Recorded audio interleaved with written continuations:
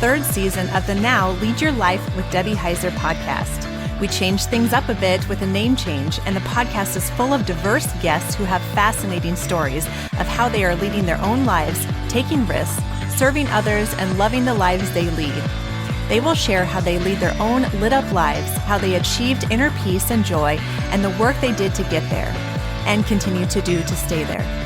Join Debbie this season as she digs in, shares how she started and continues to love herself, love those around her, and love the work she feels called to do. This season, you will hear some real and deep areas of Debbie's life as she shares the work she has done and continues to do to lead her own life in the hopes that through her experiences, you might be able to move into a more lit up life yourself. Listen in as she shares experiences, stories, and tools to help you. Now let's get started. Hey there, welcome to this episode of Lead Your Life with Debbie Heiser.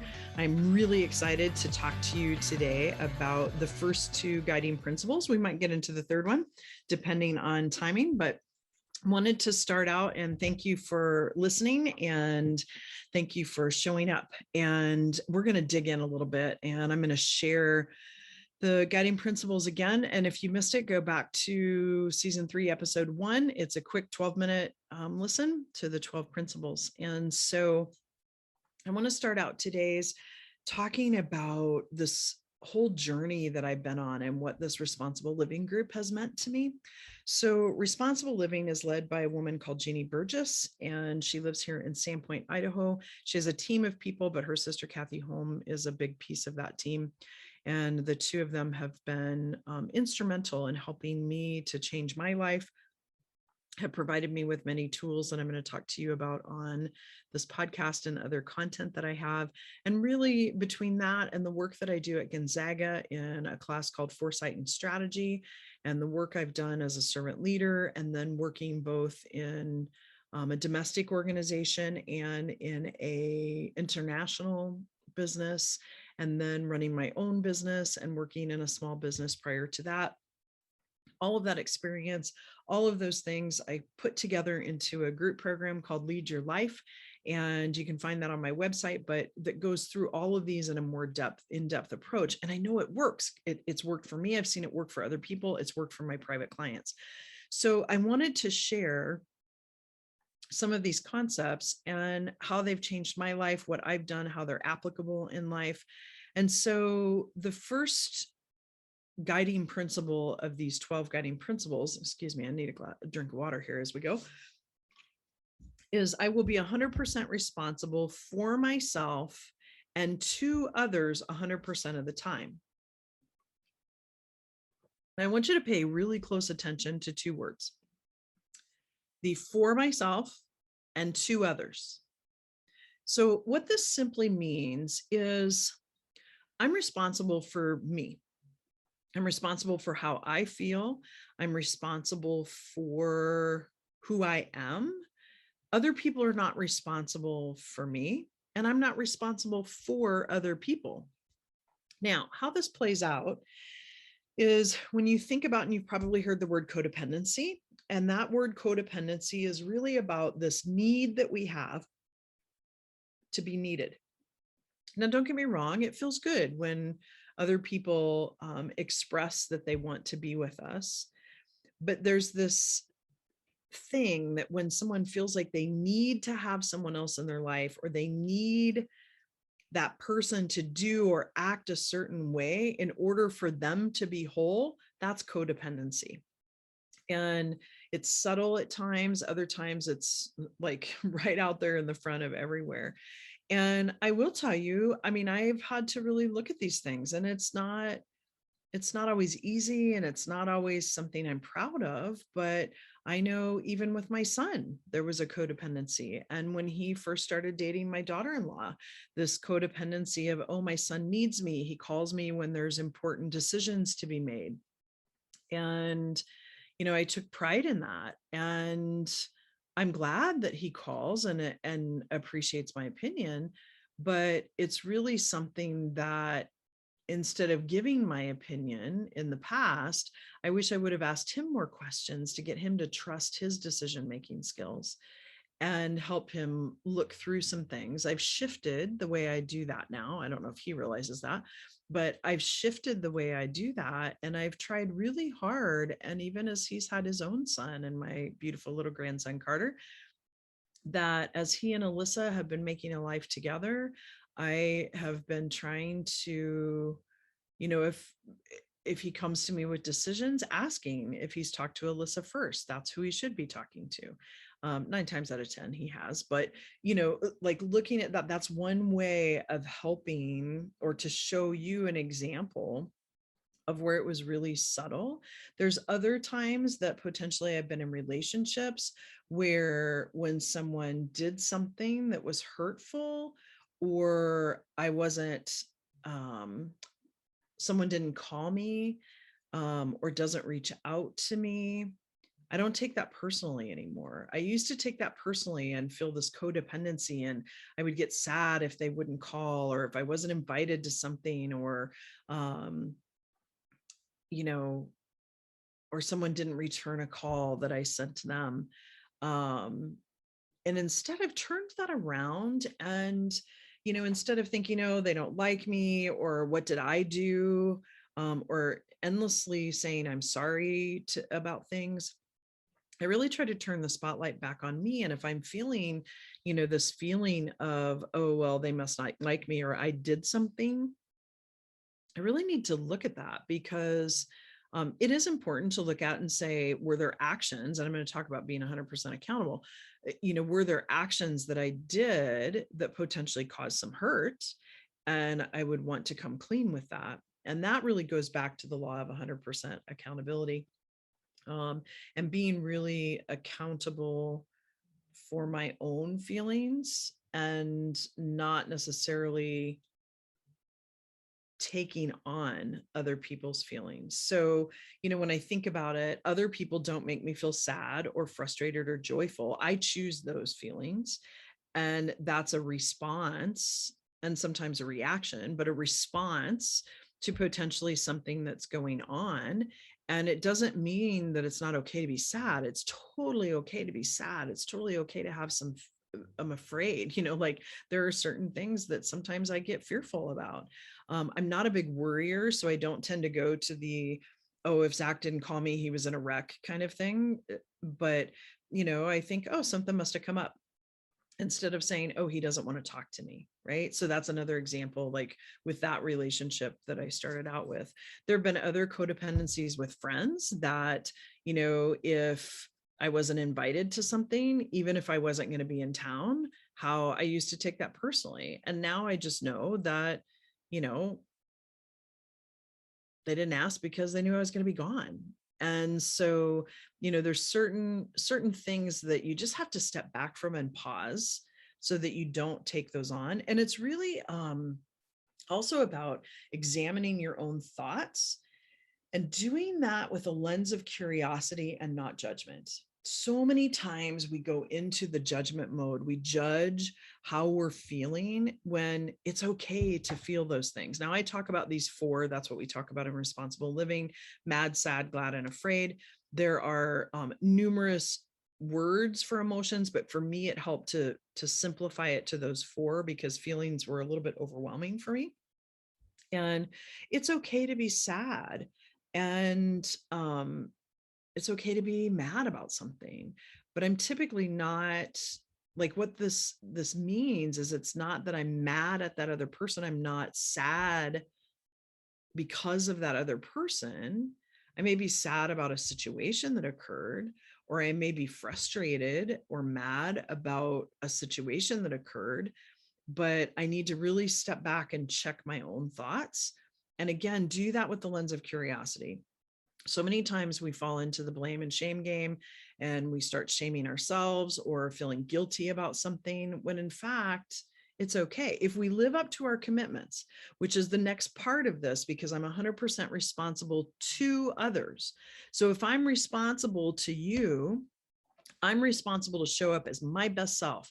And so I'm constantly doing the things that I need to do in my life to show up to be my best self for you on these podcasts, to show up to be my best self for my clients, to be present and be my best self when I'm with my family and my friends. Now, are there times, I think back to a recent trip I had to my youngest sister Amanda's house, and I had been working really, really hard, burning the candle a little bit for a few weeks. I was trying to launch the program, do all of these changes in my business so that I could really be present on a trip back for my niece Abby's graduation and then for a conference that I needed to be at. And I remember my sister saying, "Why do you keep falling asleep?" Now, granted, we hold different hours. She likes to stay up really late. I tend to go to bed early, get up early. And when I say early, like I'm up about 5, and I think she typically gets up about 7 or 8. And neither one's right or wrong. It's just our circadian system is a little bit different. But I mean, I was falling asleep in the car. I mean, anytime we would like sit down, I would get sleepy. And so for me, I wasn't showing up as my best self for her. And that made me sad that I wasn't able to do that, and that I had sacrificed some of that for doing the work that I did prior to that. It doesn't make it bad. It just was what it was. But it also, I did say to her that part of it is I just feel so comfortable at their house that I truly was in a relaxed state. And at that point in time, it was that I fell asleep. So that's an example of where I'm not showing up necessarily as my best self. But it's really about also shifting the spotlight. So for instance, if I'm responsible to show up as my best self and I'm running late, it's about holding the commitments I have. So calling and just saying, "Hey, I'm going to be late to this. Please feel free to start without me." Or, "Hey, I'm going to be late for our coffee date. I'll be there in 5 minutes." When I show up, it's not about saying I'm sorry, because I want to put the focus on them. I want to say thank you for your patience as I was running behind. And I make it a habit not to be behind and late to a lot of things. Sometimes things happen, there's traffic. I know I live in a small town, but there's still traffic. And so it's really about changing and shifting that lens back to the other person too. And really like appreciating the fact in that case that they were patient with me and that they weren't getting upset or frustrated with me. So as I follow through on commitments and I'm showing up as my best self and present and also open, I'm practicing one of the universal laws, which is the law of 100% accountability, and taking on and saying, "My bad," and owning that and being okay with that is really important. Now, a really subtle thing that I did this a lot, and I see this happen a lot with people, is that if I am 100% responsible to you, I'm 100% responsible for myself, then I don't need to, when I say I can't do something, I don't need to justify that. I don't need to go into a long story or even a short story of the reasons behind that. I can just say I'm not available, or I would love to do that in the future, but it doesn't work in my schedule for that particular time. I don't have to go into the run on of, well, I've got this and this and this, and hide behind, Brene Brown calls it that badge of honor of busyness. And, it's, so I guess what I'm saying is if you catch yourself creating excuses for something or giving more detail or content for something, stop yourself and either just say, "Yes, great, that works fantastic. I'd love to do that." Or, "No, it doesn't work for me right now." Or, "Not right now, but ask me again in the future." A lot of times I'll say to people, "Call me if you need help. And you can trust that if I can't help you, I will say no. If I am not available, I will let you know." So many times I've done it, that we live in a world where I'll say, "Yes, I'll do something." And then I become resentful because I didn't really want to do it in the first place. But I felt like I was obligated, or I felt like I needed to because that person would be mad or upset with me. And really, I mean, that energy that flows when you feel that resentment, I don't know about you guys, but 9 times out of 10, I can tell if somebody isn't really wanting to do something and they say they want to. And the hard part about that is then that causes me to lose trust that they're being honest with me. Now, part of that is that I found I wasn't being honest with myself. And I had to learn to be honest with myself first before I could be completely honest with other people. And it wasn't that I felt like I was being dishonest. I did want to help, but if it didn't fit into my schedule and it caused me a lot of stress or overwhelm, I would still do that and fall into being a martyr because I didn't want to let them down. Well, in the long run, it ends up hurting the relationship. And so I would just ask you to kind of think about that. And maybe in the future, as you approach those situations, you'll think about that. And, at first, sometimes when this happens, it's almost like setting boundaries a little bit. I was having a discussion the other day with someone about when you set boundaries, sometimes it feels like you're just really being really hard about it and your voice comes off really tense. And a lot of times it's because we're afraid. We have this fear that we're not going to stick with our own boundary. And so we come off really firm. And when in fact, we just want to state it. And so once we become more confident with that and can state that, no, something doesn't work for me right now, without feeling like we have to justify it. Justifying is codependence. And so I would just caution you and invite you to really just observe with curiosity when you find yourself doing that. I know for me, that was a game changer. So please let me know if you have any questions about this guiding principle. It's pretty paramount to the rest of it and was a big piece for me learning to own who I was and learning to love who I was and who I am and becoming my own best friend so that I could lead my lit up life. Now, the next one is I will have fun. And I know everybody's like, oh, that one's an easy one, but it's not always easy. We learn messages, I heard over and over again. And please understand that when I'm talking about how I was raised, my parents did the best they could with what they had. And I had a great childhood. I mean, I've had some hurts and I've had some core wounds, but it's not my parents' fault, right? They were teaching me what they had learned and generational pieces to this. So please understand me when I say that I'm not criticizing my parents when I say these things. So a subconscious message that I learned was, you can't play until all of your chores are done. Well, I hate to tell you, as an entrepreneur, your chores are never done, right? Like there is always work that can be done. And even in corporate, I found, that list was long and I never really felt like I had everything off of the list. And so I really had to reprogram my brain to understand that I needed both, that in order to tap into my heart and tap into my creativity, which is so critical to being a leader, I had to have fun, because that whole adage of all work and no play, it makes, what is it, Jane, or I guess in this case, Debbie, a dull person. That is really true. And so what does play mean? One of the things that I suggest to clients sometimes is if they're having a hard time tapping into the little girl or the little boy within their heart, because if you think about kids, and some of this is transactional analysis, if you think about young children, they are all emotion. Like right now, my grandson is really young. He's like 3.5 months. He'll be about 4 months old by the time this airs. And he's just now starting to laugh and giggle and have these facial expressions, but they're all emotion. Even a 1, 2, 3-year-old, they'll be mad 1 minute and then they're crying the next minute and then they're laughing the next minute. And it's all emotion. And so the little girl or little boy inside of us, a lot of times has been stamped down and covered up throughout life. And so therefore, like a sure sign for me is when I don't laugh, but I say, oh, that's funny. Well, why am I not laughing? If it's funny.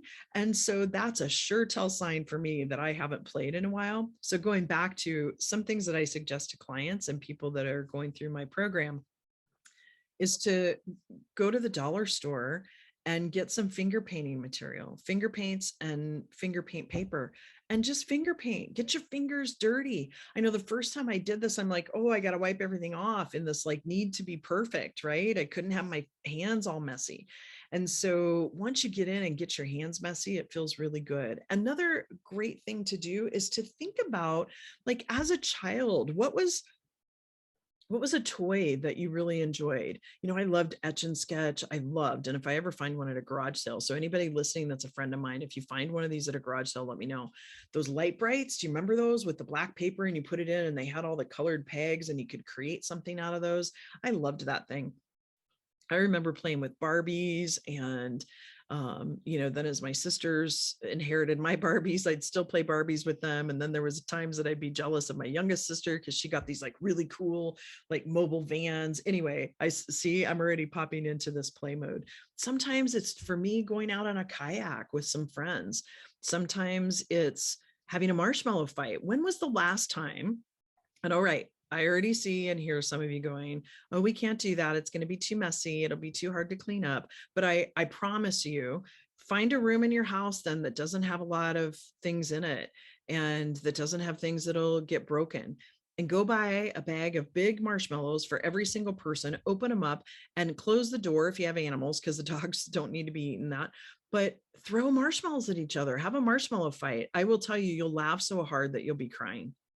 And that's the type of thing that I'm talking about, allowing yourself to play, allowing yourself to get out of this role that we feel like we always have to be so mature. You know, we can still have fun and be mature adults as well. But let that little girl or that little boy out. Think about those things that you enjoyed.